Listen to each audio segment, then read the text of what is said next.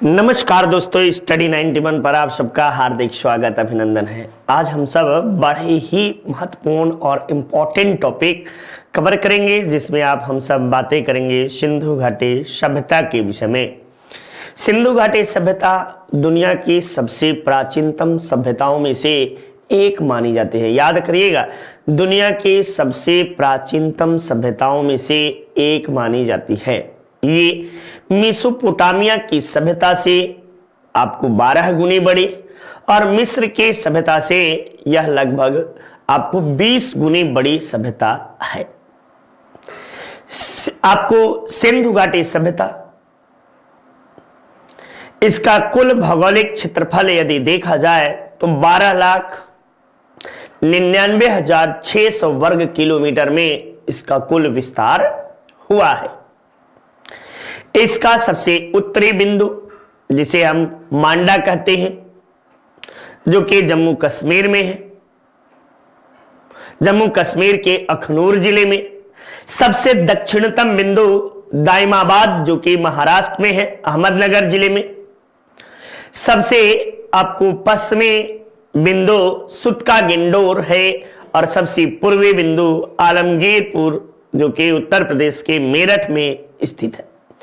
लगभग सिंधु घाटी सभ्यता की आकृति की बात की जाए तो इसकी आकृति त्रिभुजाकार है।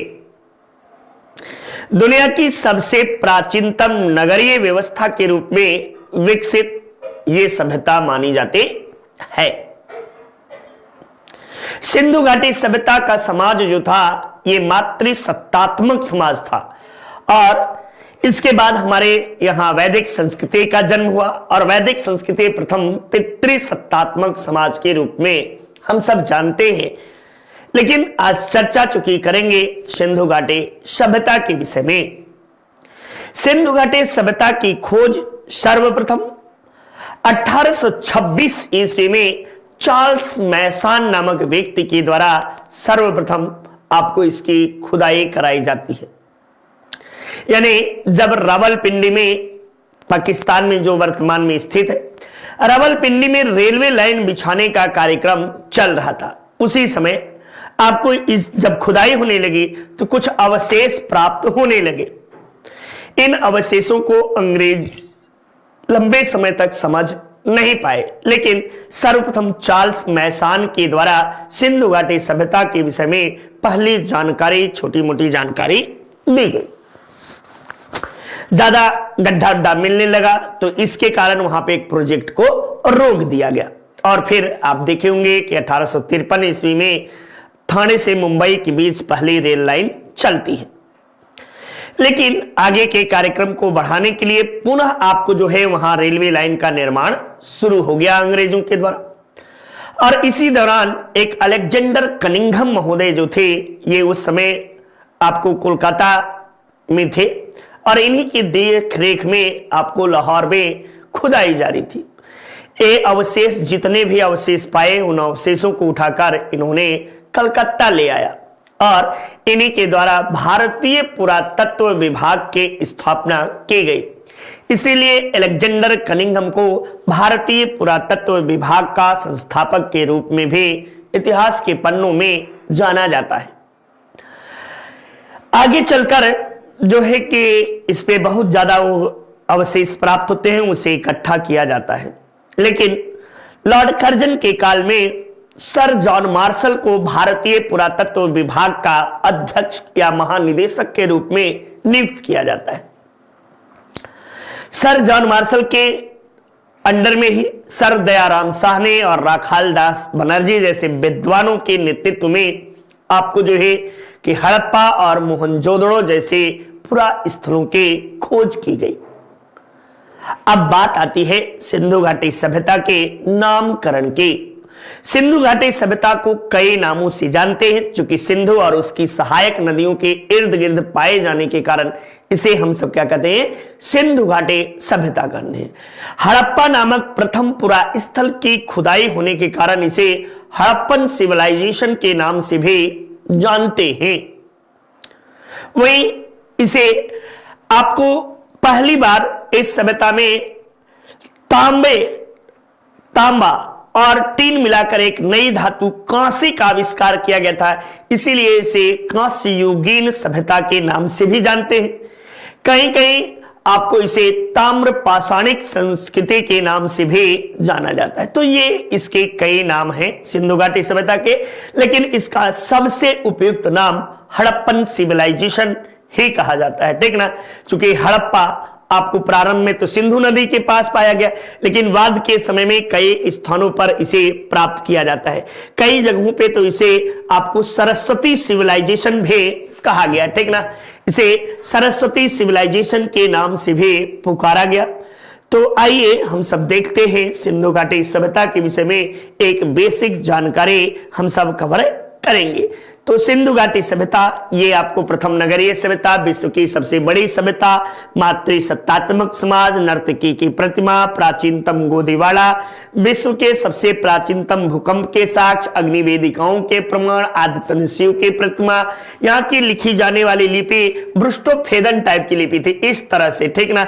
और इस तरह की लिपि तो लिपि ब्रुष्टोफेदन इसलिए भी इसे कहा गया बेटा कि इसे अब तक पढ़ा नहीं गया है। चित्रयुक्त चित्रकारी युक्त लिपि थी और चित्रकारी युक्त लिपि को ही ब्रुष्टोफेदन कहकर संबोधित किया गया है। तो चलिए शानदार तरीके से हम लोग बातों को देखेंगे। बातों को जानने से पहले हमारी संस्था के द्वारा आपको जो है कि शानदार तरीके से हिंदी जो है का कोर्स, हिंदी की किताब पढ़ाई गई है। यह हिंदी की किताब जबरदस्त तरीके से आप सबके लिए, आपके सुनहरे जीवन के लिए काफी लाभप्रद सिद्ध होगा। ये जो हिंदी है बेटा, ये अपनी हिंदी, इसे जरूर से पढ़िए और ये मात्र आपको 299 रुपए में उपलब्ध है। इसके अलावा वीडियो के शानदार श्रृंखला आपको 199 रुपए में हमारी संस्था के द्वारा दिया गया है। वहीं आपको जो है कि पेट कम्बो का 350 रुपए में, पेट की बुक 300 में, आपको जो है कि आरो की बुक 175 रुपए में और लेखपाल की ये 300 रुपए में। तो ये सभी किताबें हैं। इसे मंगाने में आपको किसी तरह का कोई डिलीवरी चार्ज नहीं देना है, डिलीवरी चार्ज आपसे नहीं लिया जाएगा, फ्री ऑफ कास्ट है, ठीक ना।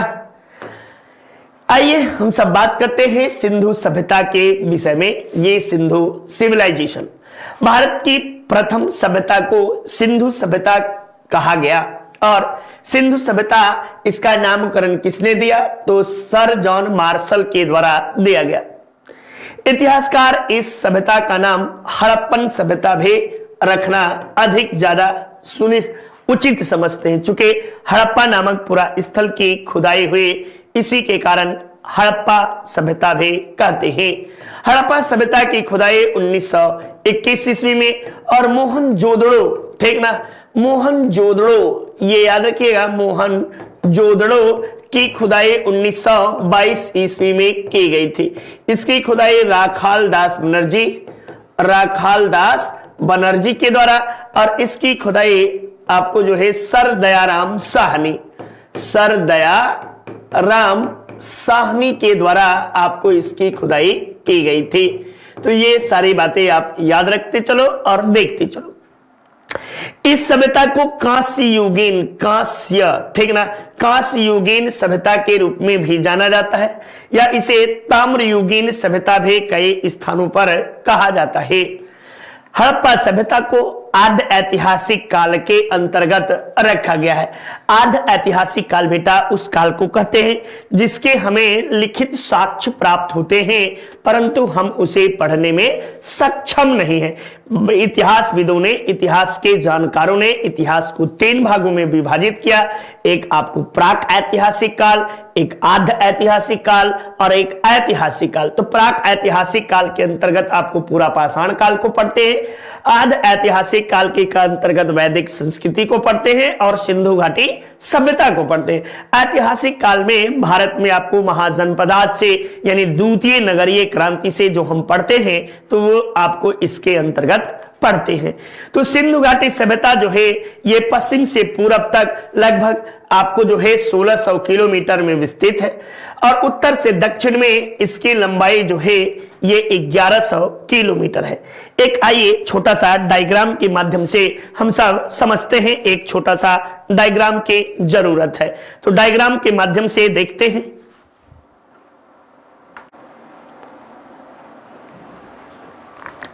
ठीक, डायग्राम लेते हैं, डायग्राम को देखिए पेन रेड ले लेते हैं, ठीक ना। ये देखिए, ये आपको एक डायग्राम है इधर से, ये आपको नॉर्थ हुआ, ये आपको साउथ हुआ, ये आपको ईस्ट हुआ, ये आपको वेस्ट हुआ, ठीक। तो ये आप याद रख लो।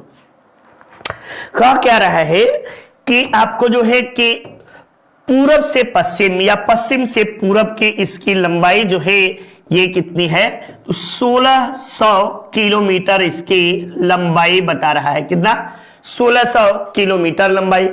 वहीं आपको जो है कि ये देखा जाए कि दक्षिण से यानी उत्तर से दक्षिण की लंबाई जो है, उत्तर से दक्षिण की लंबाई 1100 किलोमीटर के आसपास इसकी बताई जा रही है, ठीक ना। अब ये उत्तर और दक्षिण की तो लंबाई है। यदि बात की जाए इसका कुल क्षेत्रफल का, तो इसका कुल क्षेत्रफल बेटा कितना है, तो 12,99,000, ठीक ना। 600 वर्ग किलोमीटर इसका जो है किलोमीटर स्क्वायर में इसका कुल क्षेत्रफल माना जाता है। ये याद रख तो चलो, ठीक ना। अब देखो सबसे उत्तरी बिंदु कौन सा है, तो सबसे उत्तरी बिंदु को मांडा कहते हैं, ठीक ना। ये मांडा कहां है, तो ये मांडा आपको कहां है, मांडा देखोगे तो ये आपको जम्मू कश्मीर में J&K में आपको ये किस नदी के तट पर है, तो चिनाब नदी के तट पर। किस पर? चिनाब नदी के तट पर आपको मांडा है। ये आपको जो है वर्तमान समय में जम्मू कश्मीर के अखनूर जिले में स्थित है। अब यहीं पे अगली महत्वपूर्ण बातों में यदि बात की जाए पूरब, तो ये सबसे अंतिम बिंदु गिरपुर ये कहां है, तो ये आपको उत्तर प्रदेश में है और उत्तर प्रदेश के मेरठ में है, ठीक ना। मेरठ जिला में, उत्तर प्रदेश के मेरठ जिला में है। और ये आपको यमुना की एक सहायक नदी है जिन्हें हिंडन कहा जाता है। हिंडन नदी के आपको जो है तट पर है, चिनाब है और ये हिंडन नदी के तट पर आपको है। तो ये अखनूर जिला, यहां याद कर लेना, अखनूर जिला, अखनूर ये आपको जो है जिला जम्मू कश्मीर में आपको है, ये बात, ठीक। अब देखो नीचे सबसे दक्षिणतम बिंदु के रूप में हम सब चर्चा करेंगे। तो दक्षिणतम बिंदु में आइए हम सब देखें, ये दाइमाबाद और दाइमाबाद बेटा ये कहां है, तो ये महाराष्ट्र में है, ठीक ना, महाराष्ट्र। और ये आपको जो है कि महाराष्ट्र के किस जिले में, तो अहमदनगर जिले में आपको स्थित है। और किस नदी पर है, तो प्रवरा नदी जो कि आपको जो है कि वहां के प्रमुख नदी गोदावरी की सहायक मानी जाती है। वहीं दक्षिणतम सबसे अंतिम बिंदु जो है बेटा ये सुतका गेंडोर है। गेंडोर जो है ये सुतका गेंडोर है और ये आपको पाकिस्तान के बलूचिस्तान प्रांत में है, ठीक ना। पाकिस्तान के बलूचिस्तान प्रांत में ये याद रखिएगा। और ये किस नदी पर है, तो दास्क नदी के तट पर है, दास्क नदी। समझ में आया? तो ये पूरी आपको जो है सिंधु घाटी सभ्यता का लगभग एक बेसिक जानकारी है। इसके चौहद्दी के विषय में आप सबने देखा। आइए आगे की बातों को हम सब देखते हैं। ये सिंधु घाटी सभ्यता का विस्तार लगभग 12,99 आपको 12,99,000 जो है कि 600 वर्ग किलोमीटर में इसका विस्तार है। इसकी आकृति त्रिभुजाकार है। वेरी वेरी इंपॉर्टेंट बात, ये परीक्षा में आपको कई बार पूछा है। सिंधु सभ्यता अपने समकालीन मिस्र की सभ्यता से 20 गुनी बड़ी है, 20 गुनी। और मेसोपोटामिया की सभ्यता से आपको जो है कि 12 गुनी बड़ी आपको मानी जाती है। ये याद रखिएगा, गुनी बड़ी है। तो ये दोनों बातें आप याद रखो। मानव शास्त्रियों ने नरकंकालों के अध्ययन के आधार पर मिश्रित जातियों को बताया है। ये कुल 4 मिश्रित जातियां आपको बताई गई है। प्रोटोलायट, आस्ट्रोप्रोटोलायड बोलते हैं या प्रोटोलायड, आस्ट्रोलायड, प्रोटो आस्ट्रोलायड, भूमध्य सागरीय, आपको जो है मंगोलायड, अल्पाइन, जिसमें सबसे अधिक जो प्रजाति पाई गई मेडिटेरियन, या इसे ही मेडिटेरियन भी मिलता है, ठीक ना, मेडिटेरियन, इसे भूमध्य सागरीय भी बोलते हैं, ठीक ना। सबसे अधिक कौन पाई गई, तो आपको भूमध्य सागरीय प्रकार की जाति पाई गई। आधिकारिक मान्यता मिलने तक इस सभ्यता के कुल जो है कि मान्यता मिलने तक इस सभ्यता के सबसे बड़े पुरा स्थल आपको जो है कि मोहनजोदड़ो को पता है, जबकि भारतीय पुरा स्थलों में सबसे बड़ा पुरा स्थल राखीगढ़ी है। और राखीगढ़ी के बाद दूसरे नंबर पे कौन है, तो धौलावीरा, ये याद रखिएगा, धौलावीरा दूसरा सबसे बड़ा स्थल है। तो ये आप याद रखो, राखीगढ़ी कहाँ है, हरियाणा में है, और धौलावीरा कहाँ है, तो ये गुजरात में है, ठीक ना, गुजरात में धौलावीरा है, ये दूसरा सबसे बड़ा है। सिंधु सभ्यता के अवशेषों की खोज सर्वप्रथम 1921 ईस्वी में हड़प्पा में की गई, और वर्तमान में हड़प्पा जो है रावी नदी के बाएं तट पर पाकिस्तान के पंजाब प्रांत के मांट गोमरी जिले में आपको स्थित है। ये बात पूरी लाइन याद रख लीजिए। हड़प्पा से एक टीला क्षेत्र से पकी हुई ईंटों के बने वृत्ताकार चबूतरे मिले हैं, ये महत्वपूर्ण बातें, और यहां से इसकी संख्या 18 के आसपास बताई गई है। हड़प्पा से मिले आपको पंक्ति में, कतारों में मिले आपको जो है 2 पंक्तियां 6-6 कतारों में विशाल अन्नागार प्राप्त हुए हैं। वहीं से हड़प्पा से सामान्य आवास के आपको क्षेत्र मिले हैं जो दक्षिण दिशा में कब्रिस्तान के प्रमाण मिलते हैं। यानी कह सकते हैं कि सिंधु घाटी सभ्यता में दोनों प्रकार की कल्चर आपको विद्यमान थी, दफनाने की भी, जलाने की भी। आज भी दुनिया में मुख्यतया 2 या 3 प्रकार के आपको सिस्टम है, जो कि दाह संस्कार की 3 विधियां हैं, या तो आपको जला दिया जाए, या आपको दफना दिया जाए, या खुले आसमान में छोड़ दिया जाए, जो पारसी समुदाय के द्वारा किया जाता है, ठीक ना। तो या तो चील कौवा खाएं और आपको इस जन्म से उस जन्म में मुक्ति मिल जाए, दोबारा यहाँ पे जन्म लेने के विषय में आप ना सोचे, ये सारी चीजें हैं, ठीक ना। पारसी और जैन संप्रदाय में इस तरह की बातें मिलती हैं। यहीं से R37 प्रकार के आपको कब्रिस्तान के आपको जो है प्रमाण मिलते हैं। साथ ही साथ देवदार लकड़ी निर्मित ताबूत की भी जानकारी मिलती है, यानी कितने सभ्य लोग होंगे ये बात आप अंदाजा लगा सकते हैं। सिंधु सभ्यता की सर्वाधिक अभिलेख युक्त मुहरे जो हैं ये कहां से मिले हैं, अभिलेख युक्त मुहरे आपको कहां से प्राप्त हुई हैं, तो मोहनजोदड़ो से है सर्वाधिक अभिलेख युक्त जो है कि मुहरे प्राप्त हुई हैं। चलिए हड़प्पा से अब दूसरा पुरा स्थल मोहनजोदड़ो। मोहनजोदड़ो की खोज जो है 1922 ईस्वी में राखाल दास बनर्जी, किसके द्वारा, राखाल दास बनर्जी के द्वारा आपको किया गया, ठीक ना, ये आप याद रखिएगा, राखाल दास बनर्जी। अब मोहनजोदड़ो का शाब्दिक अर्थ होता है मृतकों का टीला, और ये कहां है, तो पाकिस्तान के सिंध प्रांत के लड़काना जिले में सिंधु नदी के दाएं तट पर आपको ये स्थित है, ठीक। इसे नखलिस्तान या सिंध का बाग के नाम से भी हम सब जानते हैं। ये very very important line, IMP line कर लेना, ठीक ना, आईएमपी लाइन आप सब कर लीजिएगा प्लीज। नेक्स्ट देखिए, मोहनजोदड़ो के टीलों की खोज सर्वप्रथम खोज का श्रेय राखाल दास बनर्जी को दिया जाता है, जिसने 1922 ईस्वी में मैंने बता ही दिया। यहां से विशाल स्नानागार, यानी उस समय भी स्विमिंग पूल हुआ करता था यार, ठीक ना, और तैरने होने की व्यवस्था है। कुछ विद्वान तो कहते हैं कि ये स्विमिंग पूल जो था ये कर्म कांडों के लिए बनाया गया था, यानी जहां हड़प्पा संस्कृति में आपको शवों को जो है दफनाने की प्रथा मिलती है, वहीं मोहनजोदड़ो में शवों को जलाने की प्रथा मिलती है। तो जब जला वला के आज भी देखते होंगे हम लोग, जब किसी का दाह संस्कार में जाते हैं तो गंगा स्नान करते हैं, स्नान स्नान करते हैं ना नदी उदी के किनारे जहां वे करते हैं, उसे पवित्र स्नान के रूप में याद करिए।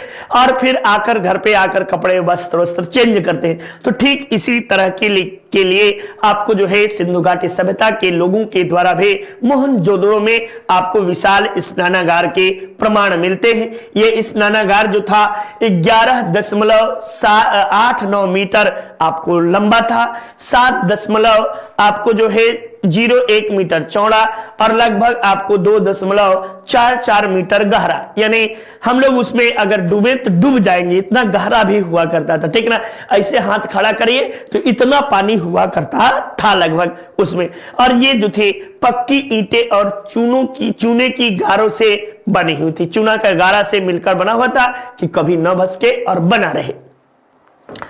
नेक्स्ट आरओ की शानदार श्रृंखला हमारी संस्था की ओर से आपको दी गई है। आप इसे शानदार तरीके से पढ़ सकते हैं, अपनी तैयारी अनवरत रूप से जारी रख सकते हैं। तो ये शानदार समीक्षा अधिकारी का बहुत अच्छा पोस्ट होता है और आप सब, यदि आप में से बहुत बच्चे ऐसे हैं जो कि देते हैं इसे, इस श्रृंखला को और बहुत अच्छे तरीके से तैयारी भी करते हैं, तो आप सबके लिए तहे दिल से शुक्रिया, धन्यवाद आप सबको, ठीक ना। तो ये जबरदस्त तरीके से श्रृंखला है आप सबके लिए। आप सब खूब इसी तरह पढ़ाई करिए और आशा उम्मीद करता हूं कि आप लोग इसी तरह जो है जबरदस्त तरीके से अपनी तैयारी भी जारी रखेंगे। तो जय हिंद आप सबके लिए। यहां तक श्रृंखला में आप सब रोज बने रहते हैं, इसके लिए धन्यवाद आप सबको, ठीक ना। तो आशा उम्मीद करता हूं कि इसी तरह आप सब हमेशा मेरा भी मान सम्मान रखेंगे और अपनी तैयारी भी जारी रखेंगे, ठीक। चलिए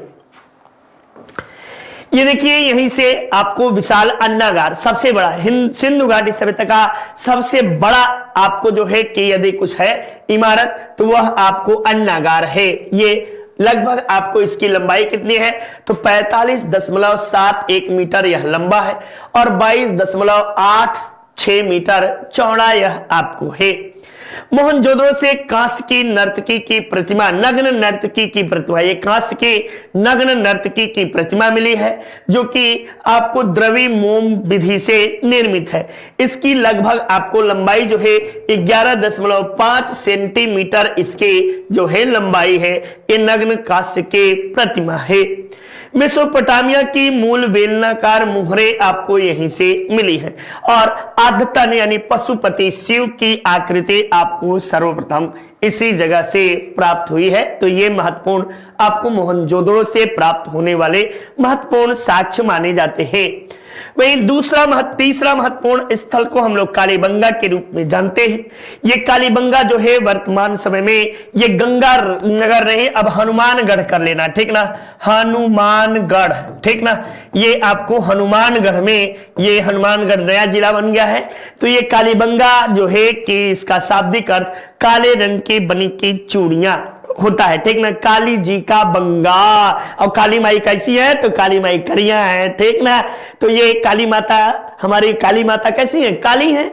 तो ये काले रंग की उसी से बना है काली बंगा। बंगा का अर्थ होता है चूड़ी, यानी काले रंग की मिट्टी की बनी चूड़ियां, ये आप याद रखिएगा। और ये वर्तमान समय में कहां है तो राजस्थान के हनुमानगढ़ जिले के विलुप्त सरस्वती, जिसे हम घग्गर नदी, ये आपको विलुप्त है, ठीक ना, विलुप्त घग्गर नदी के तट पर आपको ये स्थित है। आपको कालीबंगा पुरा स्थल की खोज जो है 1951 ईस्वी में अमलाचंद घोष के द्वारा किया गया तथा 1959-60 ईस्वी में ब्रजवासी लाल और बालकृष्ण थापड़ के द्वारा आपको इसकी खोज की गई। कालीबंगा प्राक हड़प्पन कालीन दोनों प्रकार के, यानी हड़प्पा से पहले की संस्कृति की भी जानकारी यहां से मिलती है और हड़प्पा के बाद की भी, हड़प्पा के समय की भी दोनों प्रकार की संस्कृति की जानकारी आपको यहां से प्राप्त होती है। हड़प्पा ये कालीबंगा पुरा स्थल से भवन निर्माण में आपको कच्ची ईंटों के साक्ष्य के प्रमाण मिलते हैं। साथ साथ ही आपको यहां से एक साथ जुते हुए खेत, यानी जालीदार जुताई वाले, इस तरह से जालीदार जुताई का मतलब समझते हैं कि नहीं। ये देखो जालीदार जुताई का मतलब ऐसे, ये ऐसे से एक बार हल चलता है ना, घर में देखते होंगे तो इस तरीके से हल चलता है और दूसरी बार इस तरीके से आपको चलता है, ठीक ना। तो ये बीच बीच का क्या भाग है, ये जालीदार जुताई, ये सब जालीदार है ना। तो ये जालीदार जुताई के साक्ष्य आपको जो है यहीं से प्राप्त होता है। साथ साथ ही आपको महत्वपूर्ण रूप से बता दें, एक साथ दो फसलों को बोए जाने की साक्ष्य, आज भी हम लोग बोलते हैं ना, गेहूं के साथ सरसों का बोना, चने के साथ सरसों का बोना, मटर के साथ आपको जौ को बोना या चने के साथ जौ का बोना। तो एक साथ दो फसलों के बोए जाने के साक्ष्य आपको कहां से मिलते हैं, तो ये कालीबंगा से प्राप्त होता है। कालीबंगा के नगर दुर्ग के दक्षिणी भाग जो थे, ये कच्ची ईंटों के निर्मित चबूतरों पर बना था। यहीं से आपको 7 अग्निकुंड के अवशेष भी प्राप्त होते हैं। साथ ही साथ सबसे प्राचीनतम भूकंप के साक्ष्य, ये लाइन भी याद कर लेना, नोट कर लेना, ठीक है ना। सबसे प्राचीनतम भूकंप के साक्ष्य भी, सबसे प्राचीनतम भूकंप के साक्ष्य ये कहां से मिलते हैं, तो आपको यहीं से मिलते हैं। ये बात भी आप याद कर लेना। ये शानदार तरीके से अलंकृत ईंटों का भी प्रयोग यहां पर किया गया है, ये बात भी ध्यान दीजिएगा। नेक्स्ट देखिए लोथल, ये आपको कहां है, तो गुजरात में है, और गुजरात के अहमदाबाद जिले में लोथल है। ये RS बिस्ट के द्वारा आपको इस पूरा स्थल की खोज की गई थी। एस आर राव के द्वारा 1954 ईस्वी में इस पूरा स्थल की खोज की गई थी। यह पूरा स्थल गुजरात प्रांत के अहमदाबाद जिले में आपको स्थित है। खंभात के खाड़ी में स्थित भोगवा नदी के तट पर आपको यह है, कहां पे, भोगवा नदी के तट पर है। इस पूरा स्थल को लघु हड़प्पा या मोहनजोदड़ो कहा जाता है।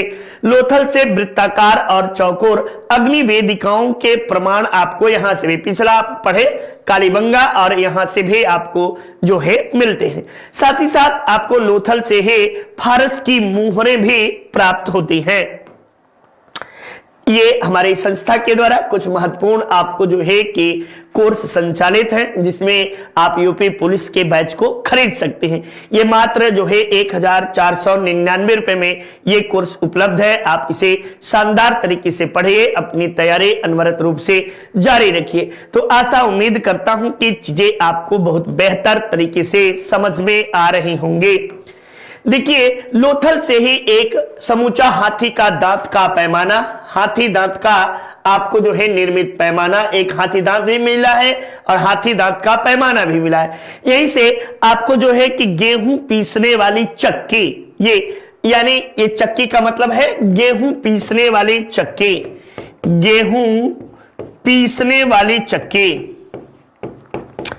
पीसने वाली आपको जो है चक्की के साक्ष्य कहां से मिले हैं, तो यहीं से मिले हैं। लोथल से एक इमारत मिला है और इमारत से मनका बनाने का कारखाना, मनका मतलब समझते हैं कि नहीं, जो औरतें मंगलसूत्र गले में पहनती है ना, तो मंगलसूत्र जिसमें गुहा जाता है, गुड़िया, गुड़िया जो होती है ना, उसे ही बेटा मनका बोलते हैं, ठीक ना। उसे ही क्या बोलते हैं, मनका। 2 मुखी, 3 मुखी, 1 मुखी, ये आपको जो है कि मनका बनाने का कृत्रिम कारखाना जो था, ये आपको यहां से प्राप्त हुआ है। साथ ही साथ आपको पंचतंत्र की कहानी के आपको जो है परिदृश्य होने वाला दृश्य, यानी कौआ मामा बड़ा अच्छा गाना गाते हो, ठीक ना, और लोमड़ी नीचे कौआ मामा के मुंह में जो है रोटी रहता है, ठीक, और डाल पे बैठे हैं, लोमड़ी नीचे कहता मामा तुम बहुत ही अच्छा गाना गाते हो, गा दो ना। तो मामा कहते ना ना ना, और जैसे ना करेंगे वैसे ही रोटी नीचे, और लोमड़ी जो है लेकर भाग जाती है। तो उसे ही चालाक लोमड़ी के कथा सा परिदृश्य होने वाला दृश्य आपको लोथल से प्राप्त होता है। साथ ही साथ आप देखोगे बेटा, तो लोथल से ही आपको दुनिया का सबसे प्राचीनतम गोदीवाड़ा, जिसे हम डॉक यार्ड कहते हैं, ठीक ना, दुनिया का सबसे प्राचीनतम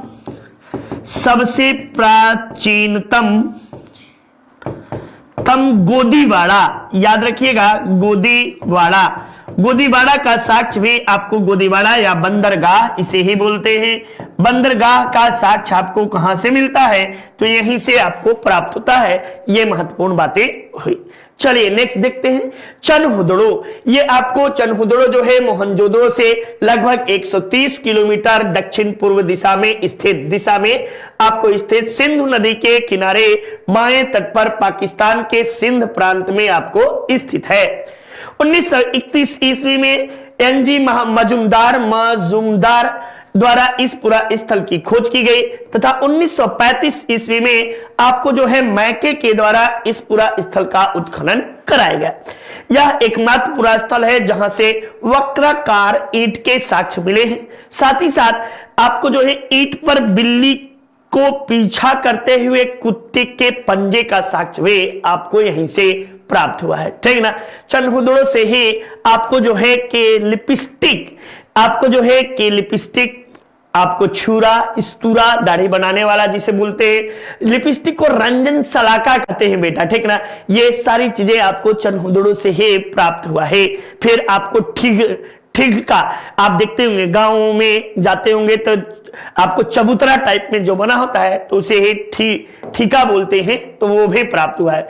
नेक्स्ट आइए रंगपुर। ये रंगपुर जो है बेटा ये आपको कहां है? तो गुजरात राज्य के अहमदाबाद जिले में भादर नदी के तट पर आपको रंगपुर है और इसकी खोज 1931 ईस्वी में माधव स्वरूप वत्स के द्वारा किया गया तथा आपको जो है कि 1953-54 ईस्वी में रंगनाथ राव आपको जो है RN राव के द्वारा इसका पुनः आपको खोज कराया गया। वह यहां से आपको प्राक हड़प्पन, हड़प्पा कालीन और उत्तर हड़प्पा संस्कृति यानी 3 संस्कृतियों के साक्ष्य आपको प्राप्त होते हैं। किसकी? 3 संस्कृतियों के साक्ष्य आपको यहां से प्राप्त होता है। यह बात आप याद रखे रहो। यहां से धान की भूसी के अवशेष आपको प्राप्त होते हैं, जबकि चावल का साक्ष्य कहां से मिलता है? तो चावल का साक्ष्य लोथल से मिलता है, याद रख लेना। ठीक ना। चावल का साक्ष्य लोथल से प्राप्त होता है, यह भी आप याद रखिएगा। कहां से? लोथल से। और जबकि धान की भूसी के साक्ष्य कहां से मिलते हैं बेटा? तो धान की भूसी के साक्ष्य रंगपुर से आपको मिलता है। यहीं से आपको बाजरा ज्वार की भी खेती के साक्ष्य के प्रमाण मिलते हैं, तो ये बात आप याद रखिए रंगपुर के विषय में। नेक्स्ट धौलावीरा। ये आपको सिंधु घाटी सभ्यता का भारत में खोजा गया दूसरा सबसे बड़ा पुरा स्थल के रूप में इसे हम सब जानते हैं। और प्राचीनतम टीलों की खोज सर्वप्रथम किसने की? तो जेपी जोशी और एक इनके साथ सहभागिता के रूप में मधुबाला जी थी। नाम याद रखिएगा, हीरोइन मधुबाला का याद होगा ना, तो आप याद रखिए कि मधुबाला जी इनके साथ थी। और व्यापक पैमाने पर यहां उत्खनन 1990 ईस्वी में RS विस्ट के द्वारा किया गया। धौलावीरा पुरा स्थल भारतीय पुरा स्थलों में राखी गढ़ी के बाद सबसे विशालतम पुरा स्थल है। यह भारतीय उपमहाद्वीप का चौथा सबसे विशालतम आपको माना जाता है। धौलावीरा पुरा स्थल ठीक ना, स्थल से मानसर और मनहर नदी के बीच यह स्थित है। अब धौलावीरा से क्या क्या मिला है ये बात भी आप याद रखिए। वाटर हार्वेस्टिंग सिस्टम की जानकारी यहां से क्या मिला है? तो वाटर हार्वेस्टिंग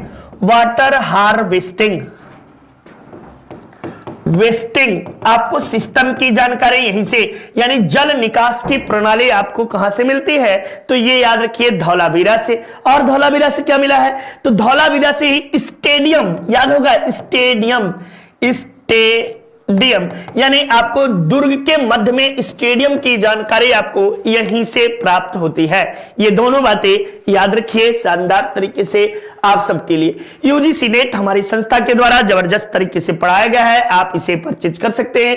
मात्र 1999 रुपए में ये कोर्स उपलब्ध है आप सबके लिए। शानदार तरीके से अपनी तैयारी जारी रखें।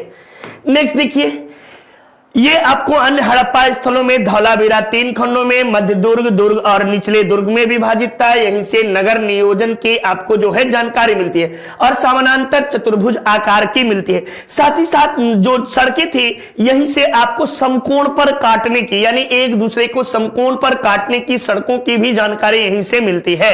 और यह लकड़ी के बने नालियों की भी जानकारी आपको सिंधु घाटी सभ्यता से प्राप्त होती है। तो ये बात भी याद रखिए, जल प्रबंधन की उत्कृष्ट निर्दिष्ट व्यवस्था यहीं से मिलता है।